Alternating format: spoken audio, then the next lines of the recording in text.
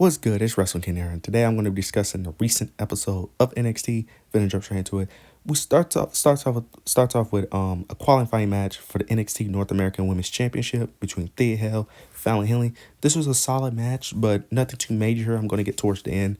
Um, Towards the end of the match, Fallon Henley gets outside the ring. She's trying to avoid Thea Hale, ends up grabbing a steel chair, but the ref is distracted by Thea Hale. That for some weird reason, the ref would not let Thea Hale get outside the ring, which I don't understand. I don't understand why that's a thing in wrestling where the ref constantly tells the wrestlers to get back in the ring or to try to prevent a wrestler from getting in the ring. That's kind of weird. I don't understand why that's some secret rule where if one person got out the ring, the ref gotta stop the other person from getting in the ring.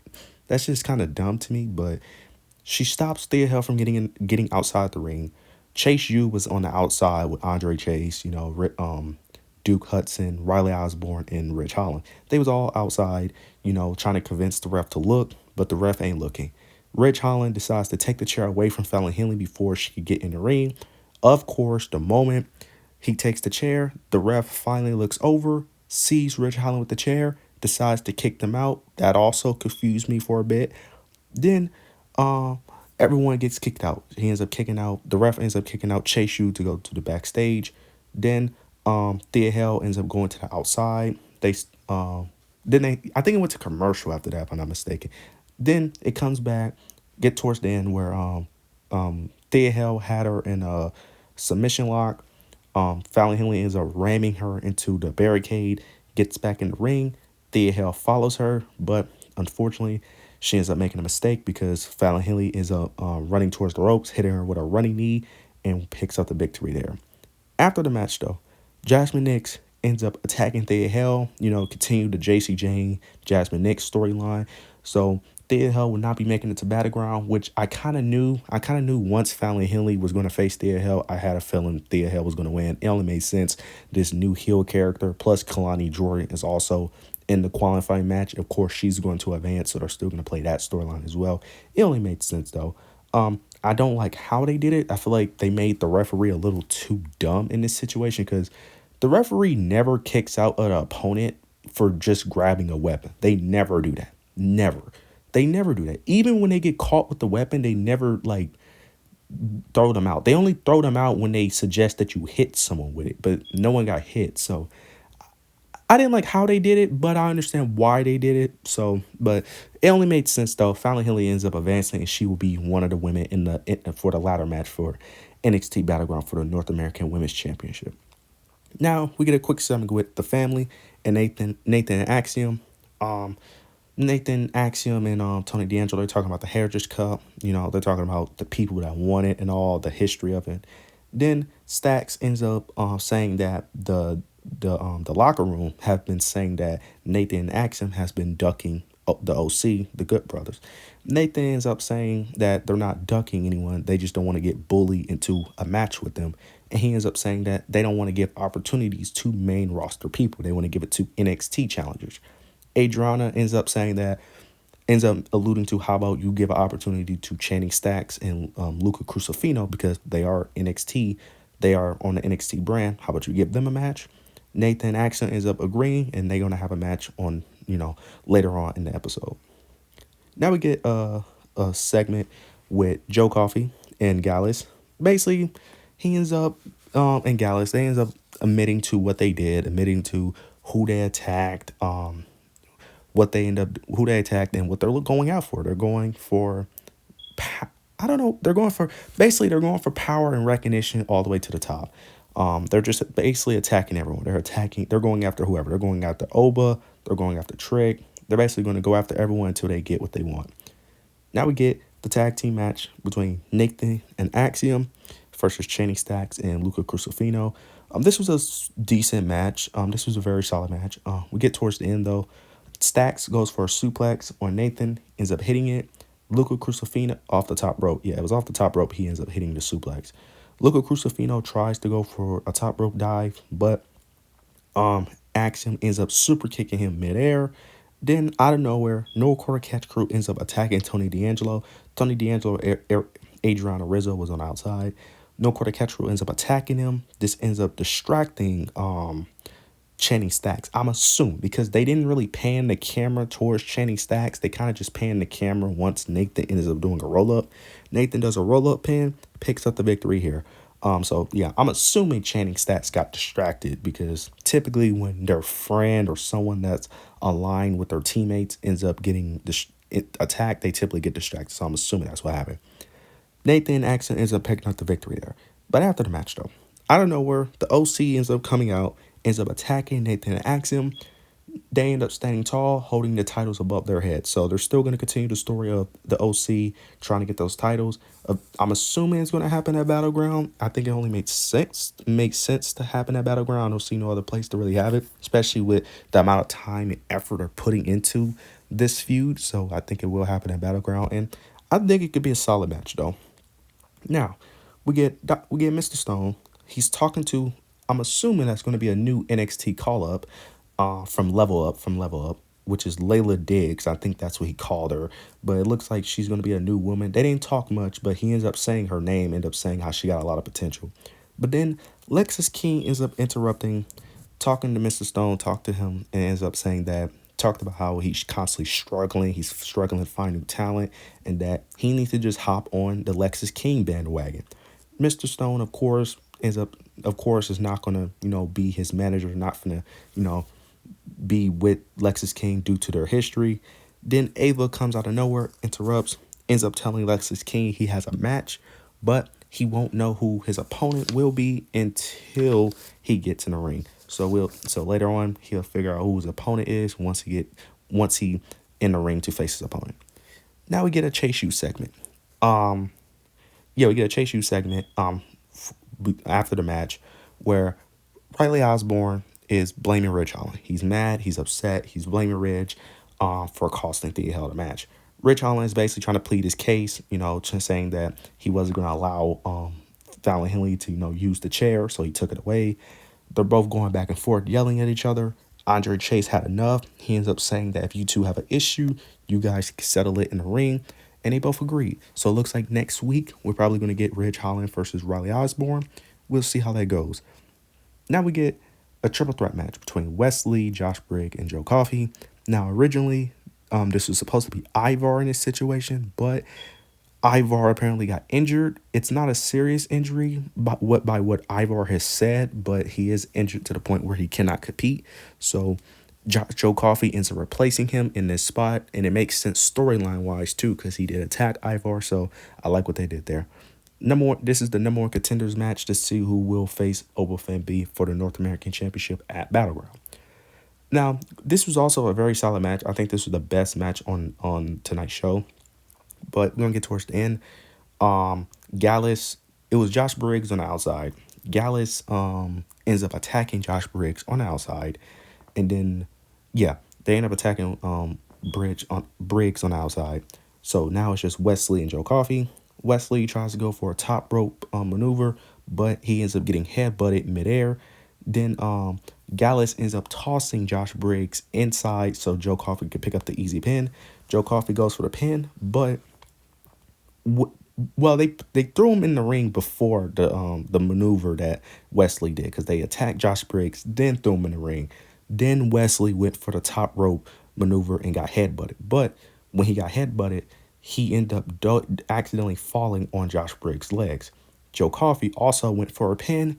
The referee counted a 3 count, and at first it looked like Joe Coffey was the winner, but it was some confusion, and they ended up announcing that Joe Coffey and Wesley won due to Wesley being on Josh Briggs' legs. So they both end up pinning him at the same time.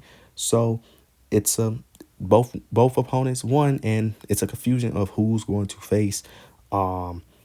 eventually face Oba Femi. Now we know eventually what ends up happening, who's going to face who, but that was a very sick sequence. I was very confused and I was very shocked, but Wesley was technically pinning him since he was on his legs and his shoulders was down. So technically Wesley picked up the victory. And I like that ending because I was very shocked. I was like, please tell me they're not going to do Joe Coffey versus Oba Femi. I was like, please no. But I love what they did. I love that twist that they added. Now we get a quick segment with Idris, Malik, and Brindley Reese. Basically, Idris and Malik are still talking about their bad luck Malik is trying to be more positive, and then I think Idris was talking about potentially going out there for, to support Brinley Reese for a qualifying match, but they ended up saying they wasn't going to go out there, but they still was a little bit concerned about it, and so they're still playing up the story of them having bad luck, and they may end up continuing they still continue the story of them having bad luck and they can't get over the hump.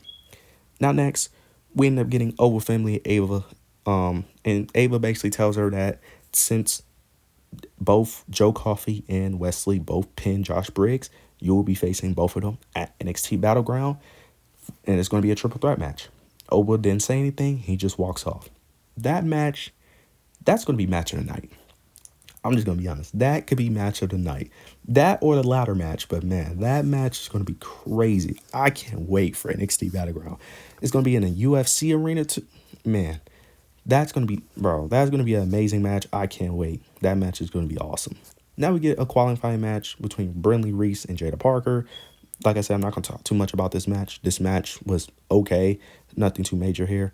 But Brinley Reese was actually looked like she was about to pick up the victory here. It looked like she was gaining the upper hand. But Malik Blade and Idris comes out, and then that's where everything went wrong.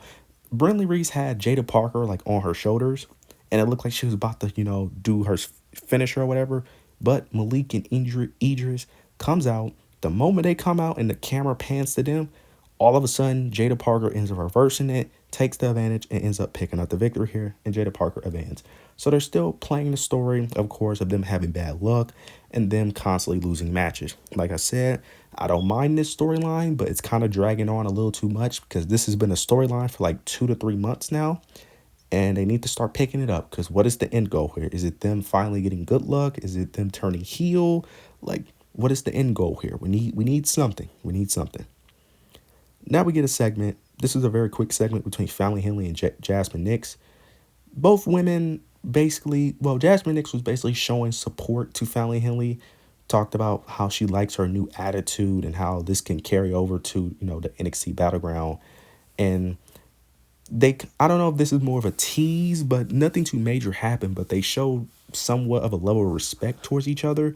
Fallon Henley was kind of being a little, I don't want to say arrogant, but she was kind of being a little, I can't really describe how bougie. That's the word she was being a little bougie towards Jasmine Nix, but towards the end of the segment, she kind of like was questioning herself because towards the end, Jasmine Nix ended up saying that I knew that you never needed help in order to, get to the next level. Fallon Henley was kind of, dismissing it, but Jasmine Nix ended up saying that the reason why she attacked Thea Hale after her match was because of that reasoning. That left Fallon Henley in a bit of shock. So I don't know if they're going to tease a potential team up. Is she going to, be on the side of JC Jane whenever she comes back? Don't know, but there's no reason to really add this if they're not going to do something with these two. So we'll see how it plays out next week, though. Now we get Lexis King. We're waiting for his opponent, and it looks like it was about to be Mr. Stone again, but Mr. Stone ends up pointing towards the entrance ramp, and it turns out to be Dante Chen. Now, I don't know who Dante Chen is, but he got a crazy pop. I'm assuming he's from NXT Level Up. It looks like he's going to be eventually on the main roster of NXT soon, and he got an amazing pop. Like, the crowd was over. Like, the crowd was really hyped about him, so he must have been doing some really good stuff on NXT Level Up.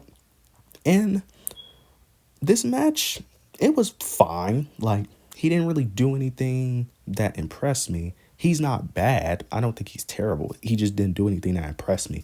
But to be fair, I think that this match was more so about Lexis King than Dante Chen. Because I'm a little mixed because the way Dante Chen won this match was a little confusing. Also, Lexis King dominated this match for like 80% of the match. Like, Dante barely got any offense. But towards the end, Lexis King ends up getting distracted, and Dante Chen tries to attack him, but Lexis King ends up super kicking him. Then it looks like Lexis King was about to win because I thought once Lexis King got distracted, Dante Chen was gonna to pick up the victory there typically, but he didn't. But Lexis King gets distracted again when he tries to go for his finisher. He's taking way too long. Dante ends up rolling him up, picks up the victory. I was, like I said, I was very confused on why they did that, especially because they made Lexis King get distracted twice, which was very weird. But Dante Champ picks up the victory, and can't wait to see what else he does. Because I like how they're calling up people onto the main roster of NXT because they need more people because they lost a lot of their talent, and this is more of a rebuilding stage for them. So they need more talent up there. They need to build new people because they need some more talent, especially with losing so many people on the men and women's side. Now we get a segment. Trick Williams, he's cutting a promo talking about basically Noam Dar, but gets interrupted by Metaphor. Metaphor, Oro, Jakara Jade, and Last Legend. Oro and Jakara basically are not believing what he's saying. They're like, you're the one that obviously attacked Noam Dar. Last Legend defends Trick Williams. Oh, Jakara and Oro are basically wondering why she's defending Trick, why she's constantly defending Trick. Then Joe Coffey comes out of nowhere. Gets on the microphone. He didn't really say much. He ends up distracting Trick Williams. Out of nowhere, then Gallus ends up attacking Trick Williams. So Joe Coffey and Gallus are attacking Trick Williams. Then out of nowhere, not out of nowhere, Javon Evans comes out. His entrance music's hit. He tries to make the save, but he can't. He gets outnumbered, and that's the end of the segment there.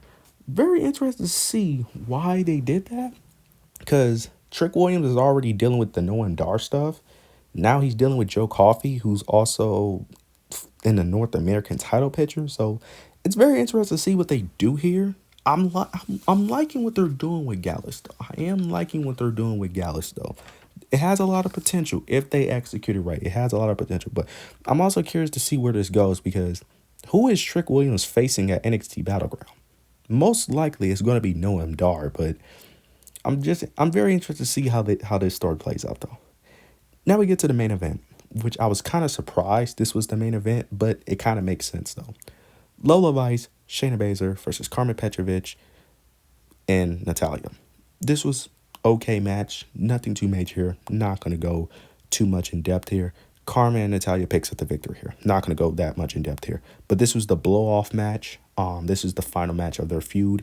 I enjoyed the feud for what it was. It was a solid feud. Nothing special, but this was a solid feud. It was entertaining. But after the match, though, Lola Vice is on the ground. Shayna Baszler is looking disappointed at her, looking disappointed. It took her a while to pick her up. Now, I'm going to be honest. I thought Shayna was going to turn on Lola Vice because it took her a little bit of time to really start picking up Lola Vice. But she picks her up, and then Lola Vice automatically spin kicks Shayna Baszler, and then she ends up twerking. She twerked like twice in this show, but she was doing a lot of twerking, way more than usual. She was doing a bit more twerking than usual in this show. Ends up twerking. Then she ends up leaving the ring, but she ends up hanging on the ring apron to twerk some more. Then Shayna Baszler gets back up. Lola Vice doesn't see her, catches her in her signature submission. I'm not going to pronounce it because I always pronounce it wrong. Gets her in a submission, choking her out, and then Security got to break it up. Security trying to break it up. They can't. Shayna and Lola are still fighting. They're brawling. Security trying to break them apart. Ava comes out. She comes out, ends up saying that them two are going to have a match at NXT Battleground. Shayna grabs the mic from Ava, ends up saying that that's not good enough. She wants it to be an NXT Underground match, which I'm all for.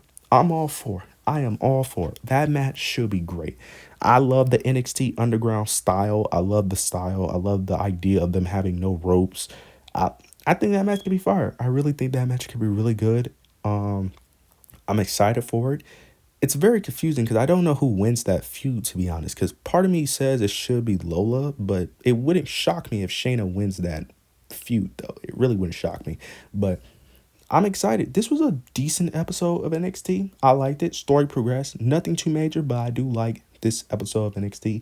You guys let me know what did you guys like about it. Let me know what you thought tonight's show. This is probably a shorter episode, a shorter vid. But yeah, let me know what you guys thought of tonight's episode of NXT. Make sure you like, comment, and subscribe. But yeah, that's it.